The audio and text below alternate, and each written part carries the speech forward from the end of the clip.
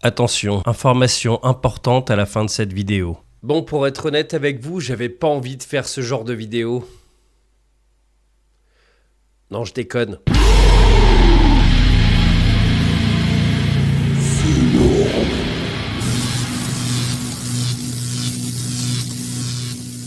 Salut tout le monde, c'est Max, j'espère que vous allez bien. Aujourd'hui, je voulais parler d'un sujet un petit peu différent, parce qu'en fait, je vais parler du cas d'une personne en particulier. L'intro, c'est chiant, allez, on y va.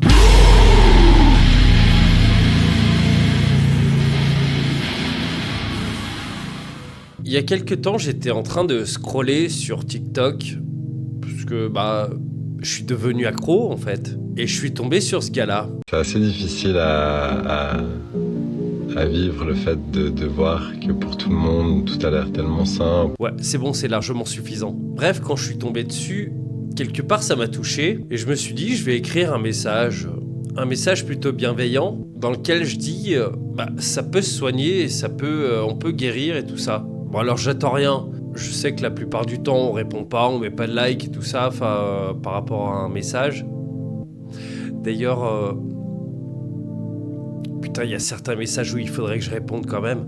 Mais bref, du coup, pas de réaction, rien par rapport aux messages que j'ai eus, qui étaient plutôt empathiques quand même. Et le problème, en fait, c'est que sur TikTok, une fois que tu commandes quelque chose, tu commences à avoir tous ces TikTok qui reviennent sur ton fil, sur ton For You page, je crois que ça s'appelle. Je suis pas un fan de TikTok, TikTok c'est l'application du diable. Et donc il s'est trouvé que je suis retombé plusieurs fois sur des vidéos de cette personne-là. Et au final, je me suis rendu compte de quelque chose. Et ce truc-là, ça m'a posé problème en fait. Parce que son nom, quelque part, ça m'a parlé. Et je vous avoue qu'à la base, j'étais parti pour faire un truc pour le détruire. Mais c'est pas malin.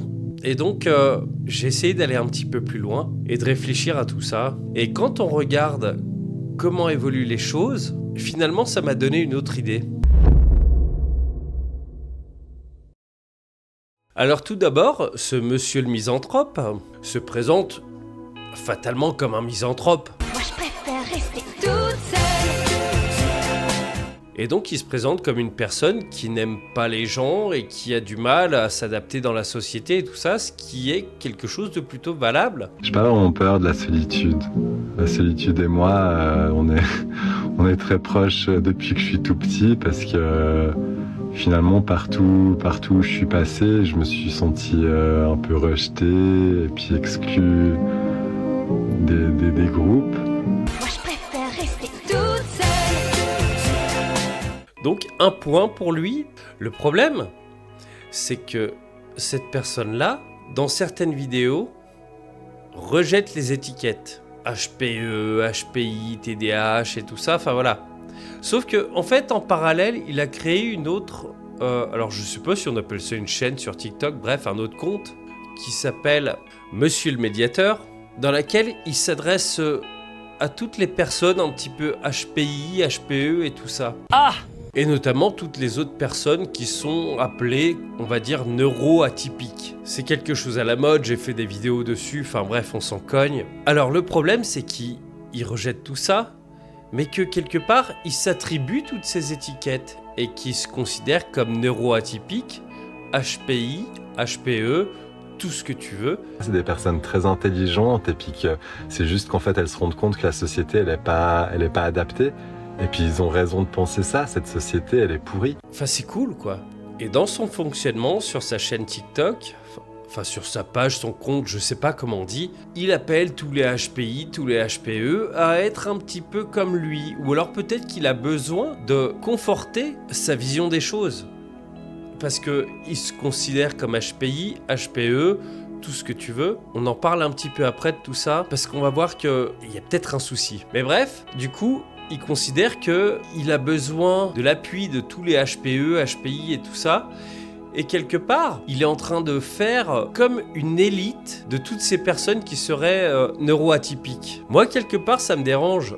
Et je trouve qu'il y a un petit côté malsain. Et peut-être même excluant. Justement, je vous parlais du fait qu'il se considérait comme HPE, HPI et tout ça. Enfin, visiblement, il a un QI exceptionnel. Peut-être que c'est le cas, peut-être pas, j'en sais rien. Le problème, c'est que dans ses vidéos, il parle du fait qu'il est allé voir des psychanalystes. Alors les psychanalystes, c'est de la psychologie à 2 balles. Évidemment, on pense tout de suite à Freud. Freud qui n'a pas dit que des conneries, mais en tout cas, il en a dit pas mal. Et la différence, c'est que on a souvent tendance à faire l'amalgame entre psychologue et psychanalyste. Le psychologue, c'est des années d'études, des process pour essayer de mettre des choses en place pour soigner un patient au niveau psychologique. Un psychanalyste, en fait, c'est un passage de flambeau. Il suffit que tu aies passé quelques psychanalyses pour que tu puisses être toi-même psychanalyste. D'ailleurs, même pas besoin, hein. En fait, tu peux mettre une plaque Robert Jean Truc, psychanalyste. Il n'y a pas de diplôme, en fait, pour ça. Peut-être des certificats,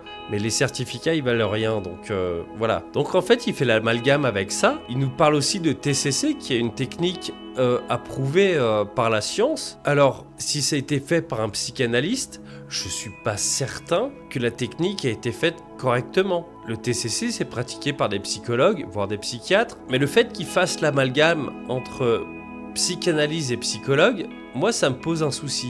Est-ce qu'il a vraiment été voir un professionnel pour les raisons qu'il invoque, en fait ? Le pire de tout, c'est qu'il nous parle dans la même vidéo, je crois même, où il nous parle de psychanalyse, de TCC et tout ça, qu'il a été voir des personnes qui faisaient du Reiki, du chamanisme et tout ça. Enfin, je pense qu'il est complètement parti en vrille. Au niveau des thérapies, j'ai essayé quand même pas mal de choses depuis que j'ai 22 ans, comme la psychanalyse ou la TCC.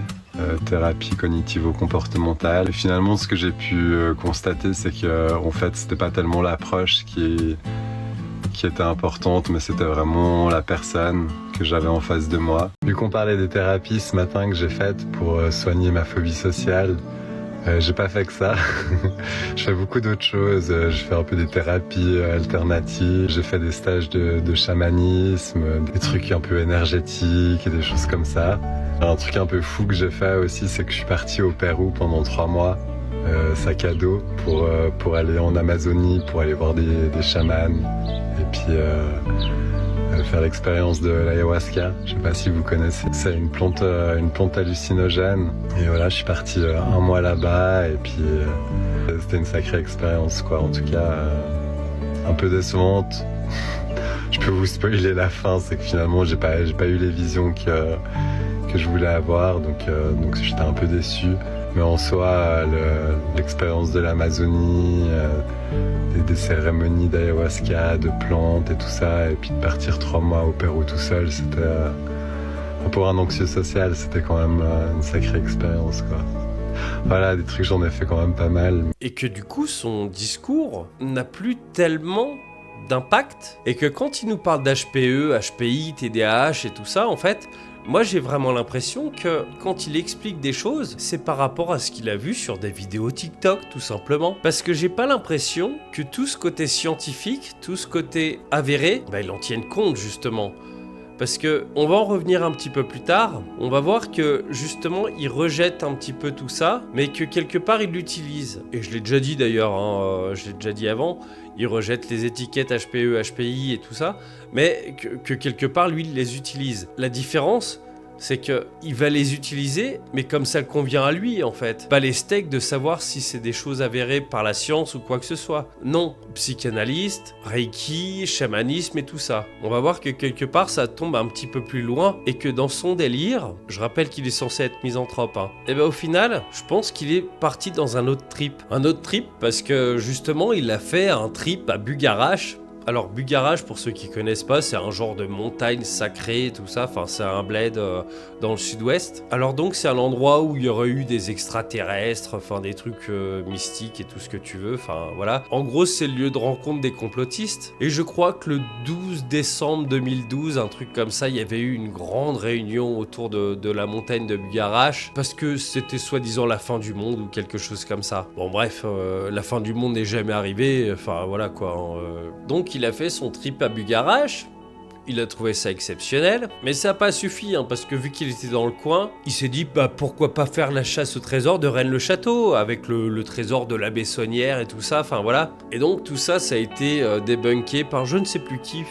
Si je le retrouve, je le mettrai en description parce que c'est un mec qui avait fait un documentaire là-dessus et qui était énorme, qui était vachement bien ficelé, tout ça. Et donc tout ça, quelque part, ça montre que ce gars-là est rentré un petit peu dans un délire ésotérique. En plus de ça, dernièrement, il s'est dit tiens, je vais aller en Bretagne parce que la Bretagne, on connaît un petit peu tous les délires qu'il y a un petit peu en Bretagne et tout ça, avec tout le folklore et tout ça. Et donc je crois que dernièrement, j'ai vu qu'il allait se promener dans la forêt des elfes ou un truc comme ça. Enfin voilà, c'est magnifique. Juste pour appuyer un petit peu tout ça, dans la plupart de ses vidéos, on voit qu'il a un collier avec un quartz au bout. Ça, c'est le truc un petit peu ésotérique en général, parce que le quartz, ça protège de beaucoup de choses. Dans le monde ésotérique, parce que dans le monde réel, en fait, ça protège de que dalle. En plus de ça, monsieur le misanthrope, j'aurais plutôt envie de dire monsieur le lunatique, parce que finalement, il est misanthrope quand ça l'arrange. Dans la plupart de ses TikTok, on le voit où il dit ouais moi je préfère rester seul et tout ça, enfin un petit peu comme Laurie, moi je préfère rester toute seule. Moi je préfère rester toute seule. Mais quelque part en fait, des fois il croise des personnes qui sont dans le même trip que lui et il s'entend super bien. Un truc qui est hyper sympa quand t'as un camping-car ou que t'es nomade, c'est que t'as un peu l'impression de faire partie d'une communauté.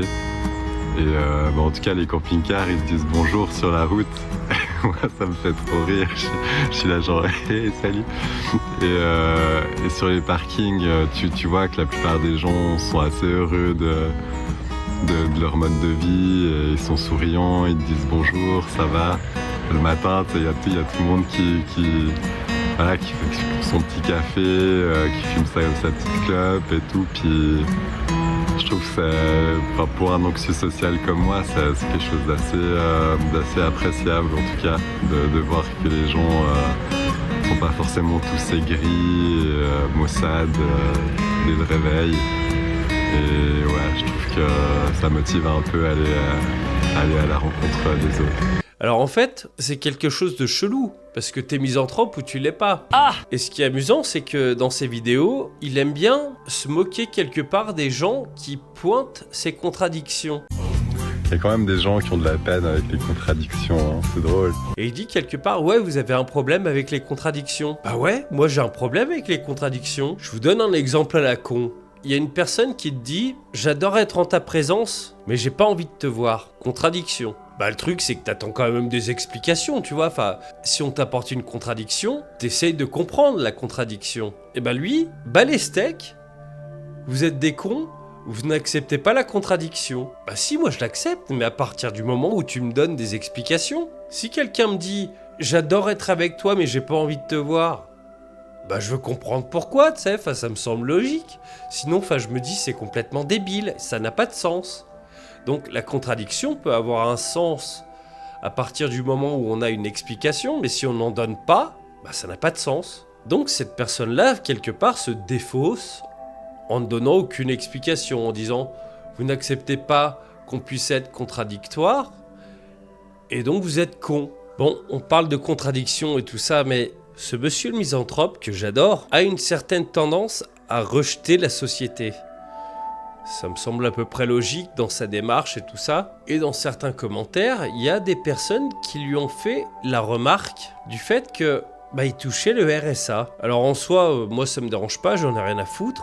Mais pour se justifier, il a fait un TikTok où il disait qu'il s'était désinscrit de Pôle emploi afin de ne plus toucher le RSA. Bon alors on peut dire bravo, en fait, tu assumes ton truc et tout ça, enfin voilà, plusieurs choses. Donc cette personne-là se balade dans son camping-car. J'ai rien contre ça, j'en ai rien à foutre encore une fois. Bon, le camping-car a été payé par papa ou maman.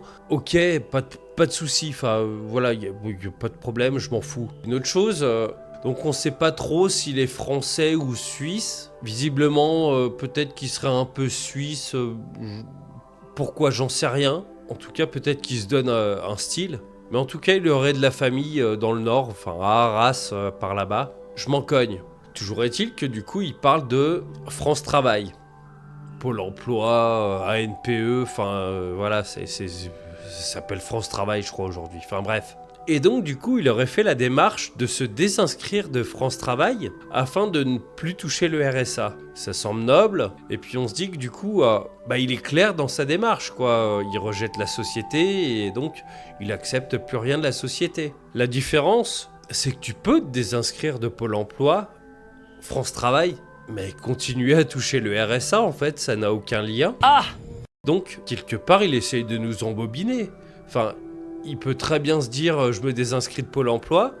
En gros, ça veut dire qu'il a décidé d'être inactif, mais il continue à toucher son RSA. Encore une fois, pourquoi pas? En tout cas, il n'y a rien qui prouve que il touche plus le RSA, quoi. Et moi qui le touche, je m'en cogne. Mais dans ce cas-là, cracher sur la société, cracher sur le système et tout ça, pas de souci. Mais dans ce cas-là, tu l'assumes pleinement. Il y a quand même des gens qui ont de la peine avec les contradictions, hein. C'est drôle. Et c'est pas une désinscription à Pôle emploi qui va t'empêcher de toucher le RSA. Donc, faut être un petit peu honnête. Un petit peu. Je pense pas que son compte TikTok lui rapporte assez d'argent pour foutre de l'essence dans son camping-car, pour mettre un peu de bouffe aussi dans son frigo. Et j'ai pas l'impression qu'il soit hyper actif à côté. Enfin, parce qu'il rejette le monde du travail, évidemment. Donc je pense que potentiellement, c'est du flan.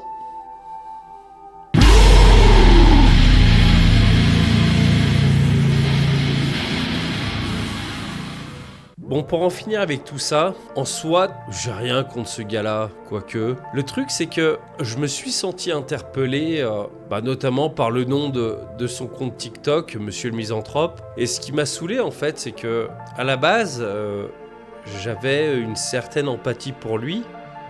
Et le truc sur TikTok, c'est que quand tu commences à commenter un truc, tu vois les vidéos à la suite. Et je me suis rendu compte, au final, que son côté misanthrope, c'était une excuse. Et quelque part, avec toutes ces incohérences, ces appels au HPE, HPI, TDAH, les neuroatypiques et tout ça. Et au final, pour moi, cette personne-là, c'est plutôt quelqu'un qui a besoin d'attention et qui l'aura trouvé ailleurs que dans le fonctionnement de la santé, notamment de la santé mentale aujourd'hui. Je pense que c'est une personne qui souffre réellement et qui se trouve des pathologies via les réseaux sociaux. Je passe d'autres trucs où il disait qu'il supportait pas les réseaux sociaux, n'empêche qu'il sort une vidéo quasiment tous les jours, enfin voilà. Mais je pense que c'est une personne qui est un petit peu perdue et qui n'est pas réellement misanthrope. Une personne misanthrope, c'est une personne qui n'aime personne, qui n'aime pas les humains en général. Alors attention, ça veut pas dire qu'un misanthrope ne peut pas avoir d'affection pour d'autres personnes. Seulement c'est compliqué. Lui en fait par contre, il rejette les personnes qui sont différentes de lui. Et du coup il s'invente toutes sortes d'étiquettes, HPE, HPI, tout ce que tu veux, qu'on va regrouper en neuroatypiques. Et d'ailleurs, il y a des neuroatypiques qui se comportent très bien en société, il n'y a pas de souci. Hein. Mais en fait, il est quelque part en train d'appeler toutes les personnes paumées qui vont aller voir des vidéos sur TikTok, sur Instagram ou ailleurs, j'en sais rien, sur YouTube, qui vont se reconnaître dans ce côté neuroatypique et qui rejettent le système. Et donc, avec ces personnes-là, il va plutôt bien s'entendre. Et moi... j'appelle ça de l'intolérance en fait. Il y a des personnes qui détestent d'autres personnes en raison de leur origine, en raison de leur ethnie, en raison de leur couleur de peau. On appelle ça des racistes. Il y a d'autres personnes qui vont haïr d'autres personnes en fonction de leur orientation sexuelle. On appelle ça des homophobes, ou peut-être même, ça se trouve, il y a des homosexuels qui détestent les hétérosexuels, j'en sais rien. En tout cas, c'est chelou, quoi. Lui, en fait, c'est un peu le même truc, sauf qu'il y a peut-être pas de mots pour ça. Je sais pas. Parce qu'un vrai misanthrope, certes, il va pas aimer tout le monde, il va même aimer personne, il va peut-être même avoir un certain rejet de la société ou des choses comme ça. Mais quand il y a des personnes qui arrivent dans sa vie, c'est pas forcément des personnes qui auront la même façon de penser, qui auront les mêmes idées, qui seront de la même couleur ou qui seront de la même orientation sexuelle. En fait, le misanthrope, c'est une personne qui est déçue de l'humain. Et des fois, il y a des bonnes surprises. Et peu importe les idées, peu importe l'orientation sexuelle, peu importe la couleur, peu importe. Et j'ai quelque part envie de dire que peut-être que le misanthrope est peut-être une personne tolérante. Non, on serait abusé, mais peut-être. En tout cas, peut-être plus que lui. Alors, j'ai pas envie qu'il se fasse insulter ou quoi que ce soit parce qu'il est plein de contradictions et tout ça. Enfin, c'est pas ça le but. Mais quelque part, je me dis que ce gars-là, c'est vraiment une personne qui a eu des souffrances, mais qui est pas forcément allé voir les bonnes personnes. Je rappelle, chaman, reiki, psychanalyste. Et quelque part, il est tombé dans l'ésotérisme. Et peut-être qu'aujourd'hui, malgré lui, c'est une victime, mais une victime qui propage en fait ce genre de discours un petit peu chelou, quelque part un petit peu aussi complotiste, quelque part anti-société, anti-science. Et c'est quelque chose qui parle beaucoup aujourd'hui parce que l'accès aux soins devient compliqué. Tu tombes malade, on te demande un arrêt maladie, sauf qu'en fait, le temps que tu puisses avoir rendez-vous avec un médecin, t'es déjà guéri, en fait, tu t'es guéri tout seul, tu sais. Et je parle pas de la santé mentale, enfin, c'est un véritable fléau. Et les seuls qui sont là pour te tendre la main, c'est tous ces trucs chelous de magnétiseurs, de guérisseurs, de rabouteux, de tout ce que tu veux. Alors oui, ça peut aider, parce que quelque part on t'écoute, mais le truc c'est que il y a quand même une idée derrière, il y a quand même une idéologie, un dogme, et quelque part ce gars-là, ça me fait de la peine. Parce que le message que je lui avais envoyé au tout début, c'était quelque part un message d'espoir, tu sais, pour lui dire, tu peux t'en sortir, tu vois. C'est passé à la trappe, et ça a complètement fini dans des délires d'elfes, de chasse au trésor perdu, de trucs comme ça, et de quartz, de tout ce que tu veux, et d'ovnis. Et je trouve ça triste. Et aujourd'hui, c'est devenu quelque part, malgré lui, un porte-parole de ces messages.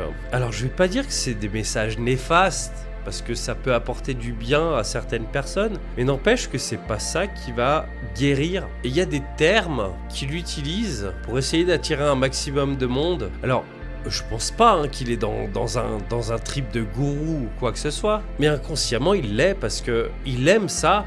Il aime avoir des retours par rapport à tout ce qu'il fait. Il aime reposter, il aime, et quelque part du coup il se sent bien avec ça. Et tant mieux pour lui. Le problème c'est que il va peut-être apporter d'autres personnes dans son trip, et ce trip là ça va pas leur convenir. Et peut-être que lui à terme d'ailleurs son trip là ça va pas lui convenir non plus. J'en sais rien, je suis pas là pour juger. En tout cas, il existe des façons de se faire diagnostiquer qui sont avérées.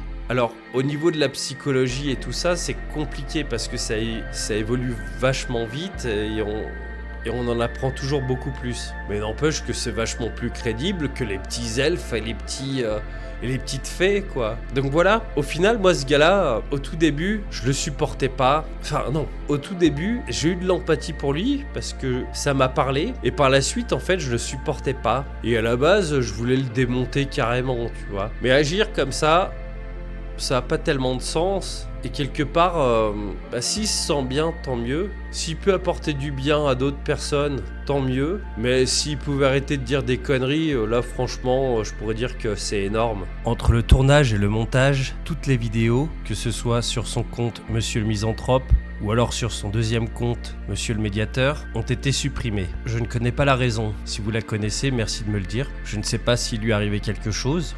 Je ne sais pas s'il a regretté et qu'il a décidé de tout retirer. Je ne sais pas s'il a été victime de harcèlement, ou peut-être même qu'il est rentré dans une secte, j'en ai absolument aucune idée. En tout cas, j'espère qu'il lui est rien arrivé de grave, et faites vraiment attention à ce que vous décidez de croire. À bientôt.